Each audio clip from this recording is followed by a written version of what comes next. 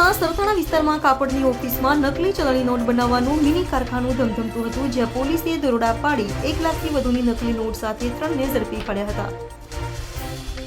સુરતમાં વધુ એક નકલી નોટ છાપવાનું મિની કારખાનું ઝડપી પાડવામાં આવ્યું છે. સુરત શહેર એસઓજી દ્વારા સરથાણાના યોગી ચોક વિસ્તારમાં આવેલા એપલ સ્ક્વેરમાં કાપડ ઓનલાઈન વેચાણની ઓફિસમાં નકલી નોટ બનાવવામાં આવતી હોવાનો પર્દાફાશ કર્યો છે. એસઓજી પોલીસે ચોક્કસ માહિતીના આધારે દરોડા પાડી ડુપ્લિકેટ નોટનું નેટવર્ક ઝડપી પાડ્યું હતું. પોલીસે સ્થળ પરથી 1 લાખથી વધુની ડુપ્લિકેટ નોટો કબજે કરી હતી.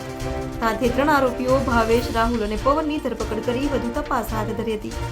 હાલ તો આ નકલી નોટ કૌભાંડમાં અન્ય કોણ સામેલ છે તે અંગે પણ એસઓજીની ટીમે તપાસ હાથ ધરી છે. એસઓજીને એક બાતમી મળી હતી કે સરથાણા વિસ્તારની અંદર યોગી ચોકમાં એપલ સ્ક્વેર નામની બિલ્ડિંગ છે, ત્યાં 402 નંબરની ઓફિસ છે.